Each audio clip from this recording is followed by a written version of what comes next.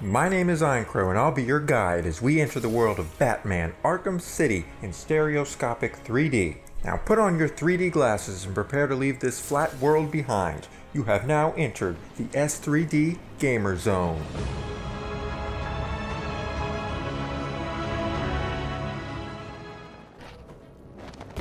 There's nothing you can teach me, Joker. Oh, come on. There's always something to learn. Let's start with getting your ass kicked 101. Batman Arkham City continues the saga that began in 2009's Batman Arkham Asylum. Asylum was a huge success and holds the title of most critically acclaimed superhero game ever with Guinness World Records. The sequel, Arkham City, had a huge suit to fill. To help developer Rocksteady do this, several of the Batman universe veterans who worked on the first game returned to lend their talents. What do you want, B-Man? Come to stick the knife in some more? Well, go on then, I don't care. I'm not telling you nothing. What? Did you have fun beating up a defenseless girl? Shut up! Don't you dare! The disaster at Arkham Asylum and Blackgate Penitentiary somehow boosted the former warden's resume. Quincy Sharp was elected mayor of Gotham City, having taken credit for Batman's work 18 months earlier. The scum from these failed facilities needed a new home, so the mayor buys up the filthiest neighborhoods in Gotham to create Arkham City. Bruce Wayne holds a press conference to voice his opinion that this prison sucks. Sharp is a corrupt man, throwing reporters and anyone else he doesn't like into the vicious maw of Arkham City. Wayne becomes the latest political prisoner, finding himself in a darkened processing room, the warden of Arkham City gloating in his face. Dr. Hugo Strange knows the secret of Wayne, that he illicitly fiddles around with high-tech gadgets as the Batman. Everyone will know your secret. And so, Wayne is released into Arkham City, his fame guaranteeing a short life.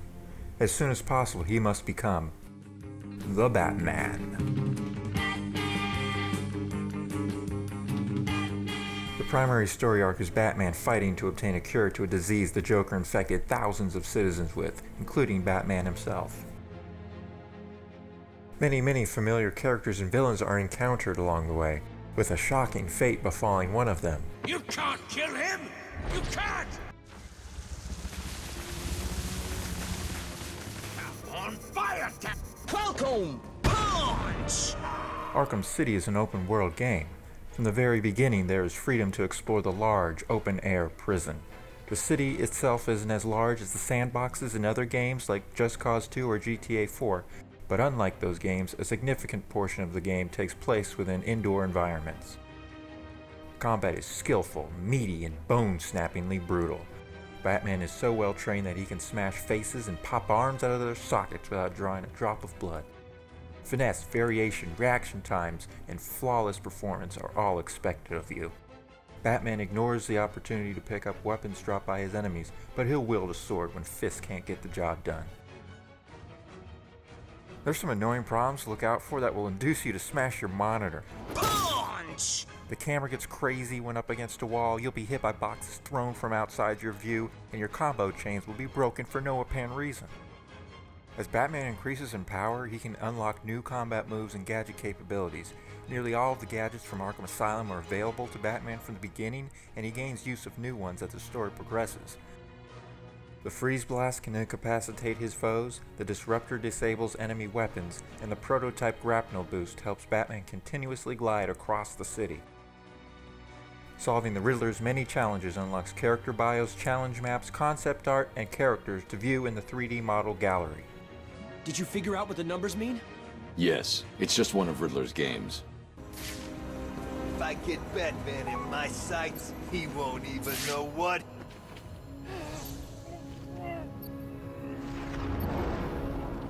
The stereoscopic 3D performance of this game is unquestionably outstanding. Arkham City and Arkham Asylum were both proudly branded as 3D Vision Ready by NVIDIA upon release. I played on PC using these drivers, and I'll tell you, Arkham City absolutely deserves this rating.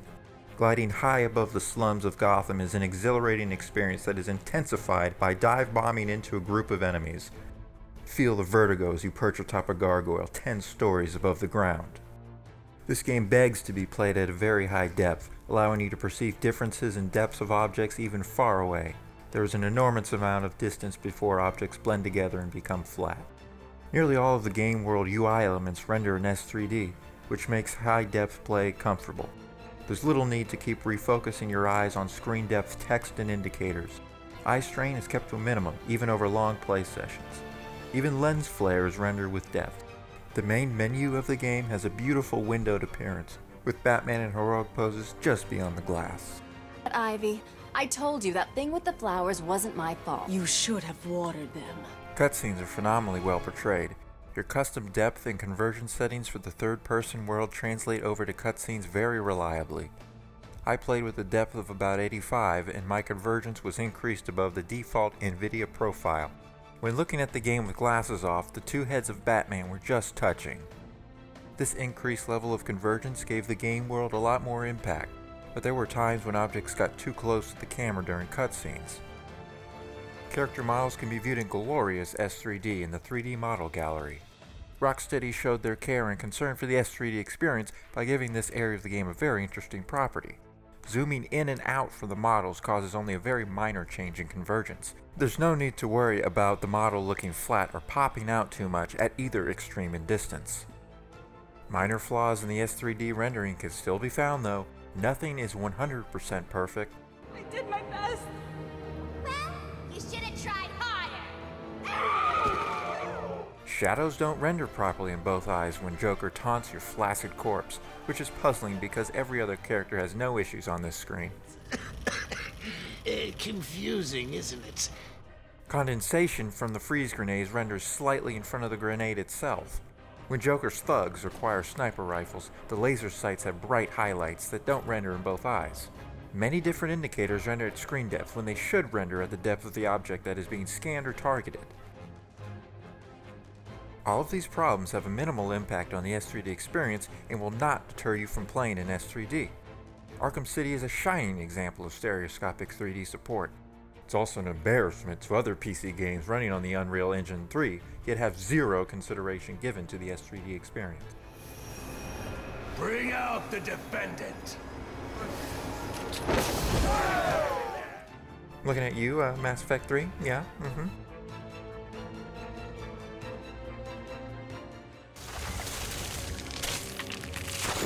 No!